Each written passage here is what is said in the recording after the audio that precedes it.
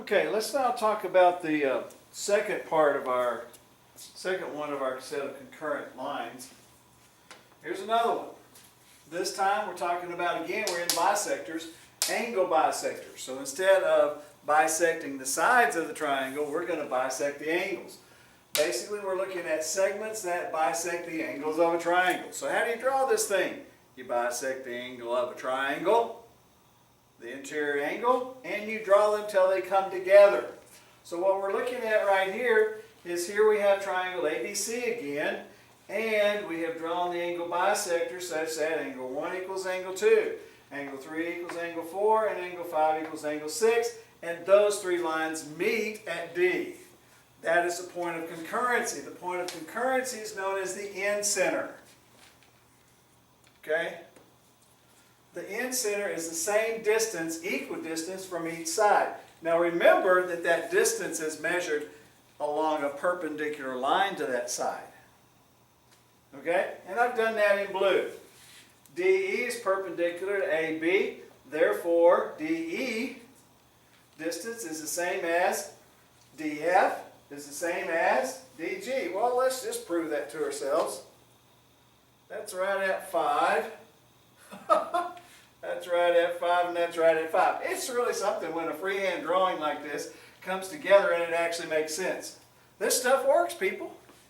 We don't make this stuff up. We did not create these relationships. They exist in the universe. We get to use them in order to design things and make things run right. This is how our universe runs. Okay? Now, what that means is DE, segment DE is congruent to segment DF, which is congruent to segment DG. Angle 1 congruent to angle 2, congruent whatever. You understand? Now then, what does that also mean? What kind of congruencies do we have on triangles? Well, notice that this triangle is going to be congruent to this triangle. Well, how do we get that? Well, let me see. We bisected this thing right here, didn't we? Okay?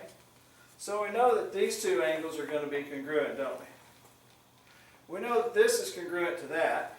We know that that's congruent to that, but that's going to be, that's going to be a side-side angle, isn't it? Oh, but that's a right triangle. Look at that right there. We're home free. Angle, hypotenuse, hypotenuse, angle. Leg, hypotenuse, hypotenuse, leg.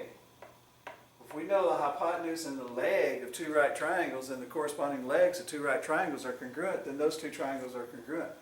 Wow, we're home free on that. So by HL, guess what? These two triangles are congruent. By HL, these two triangles are congruent. By HL, these two triangles are congruent. Again, a tremendous number of congruencies. Therefore, a tremendous amount of relationships by which we can do algebra in order to solve challenges and find distances, angles, so forth and so on. You add the notion of trigonometric front ratios that we're going to get into in Chapter 8, this is going to begin to make a whole lot of meaning.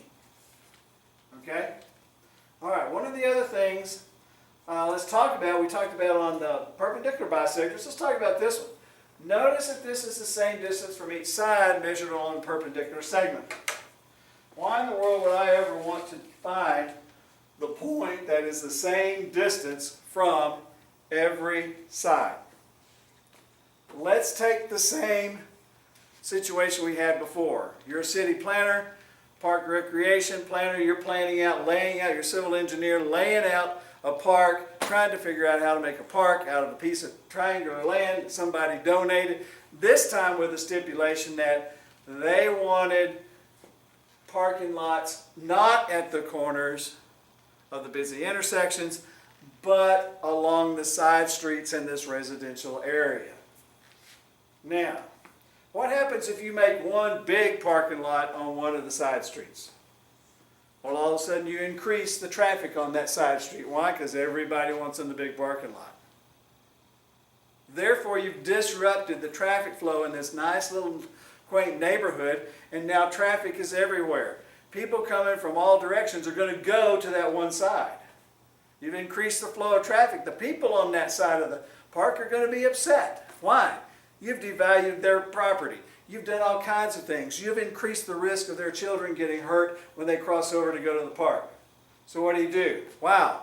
What if we put a little strip center parking right here at the point here, here, and here at E, F, and G, so that that small parking spot, that smaller parking area, was the same distance from the main facilities. Then it wouldn't matter which parking lots you're in. You wouldn't have to travel any less distance or any more distance from one parking lot to the center of the park facilities. You understand? Just one way you might use this particular set of concurrent lines in this point of concurrency called the in-center in a real-life design situation. I can think of another.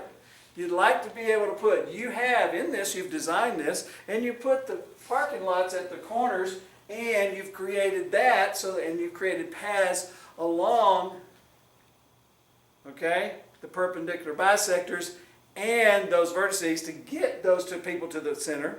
Now what you'd like to happen is because you'd like to put a running path, an exercise path around the exterior of the park. Okay, get the maximum distance. But you'd like to be able to put paths on each one of those sides that would allow those runners and those walkers and those exercising to get to the facilities the shortest way possible from either side. So that they know from either side they're on, they can get to it. It's not that they all want to get to one side so they can get to it closer, but from any side they could get to those facilities where they needed to, and they could get to it from any of the three sides. You got your parking lots here, okay, and you found the circumcenter, so your main facility for those people in parking lots. And then here you find the in-center and you find the comfort station. You create a comfort station for runners, exercisers who are walking around the perimeter of the park.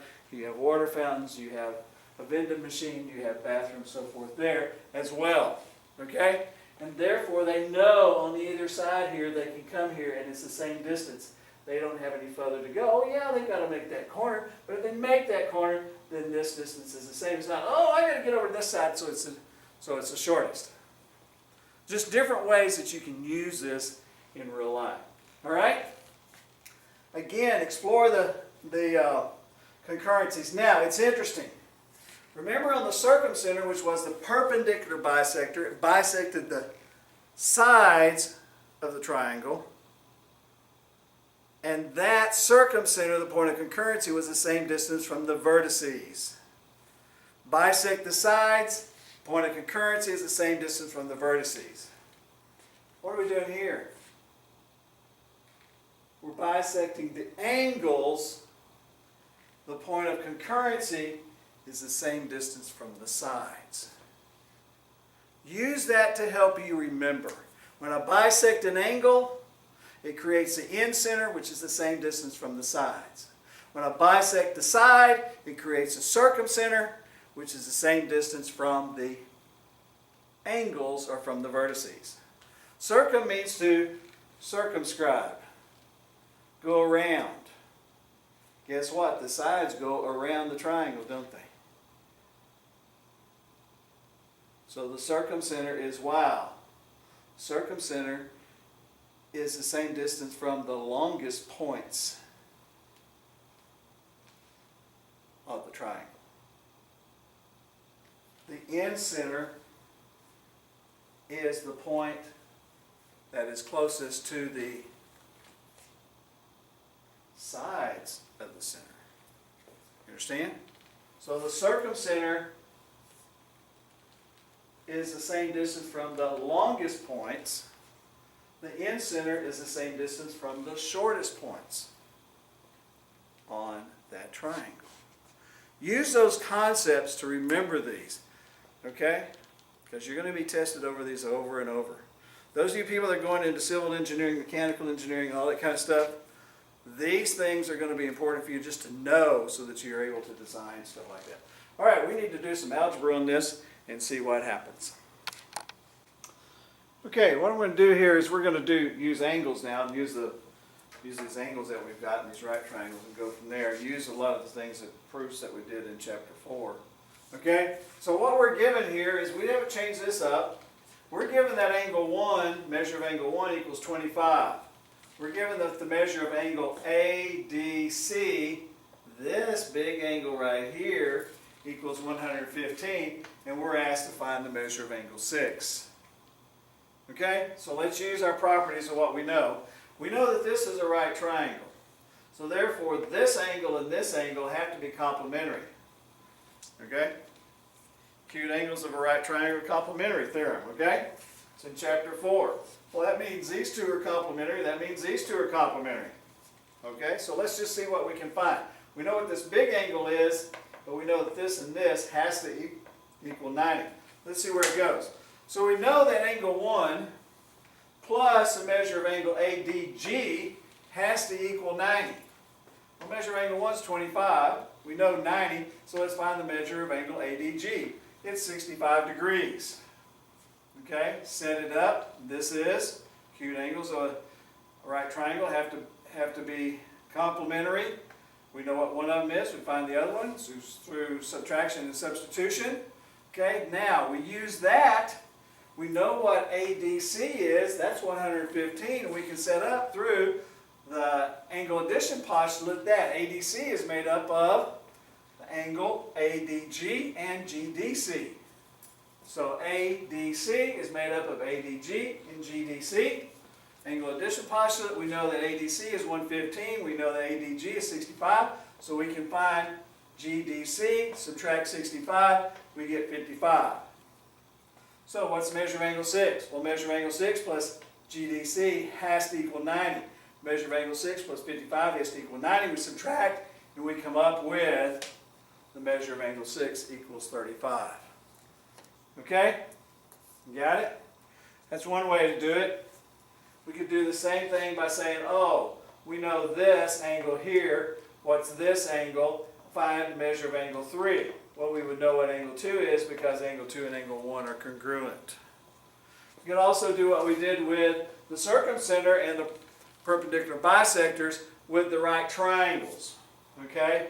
We know this, we know this. Can we find something else? Okay? If I know this and I know this, can I find this? Can I find that? Can I find that? Yes, you can. So there's all kinds of things there.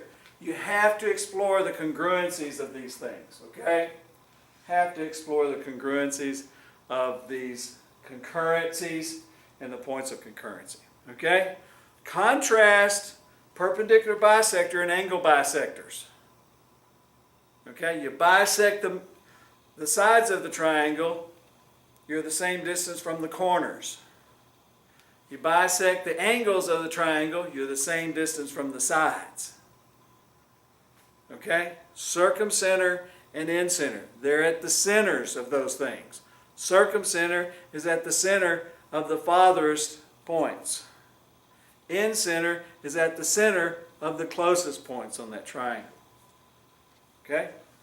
Let's go on to another one.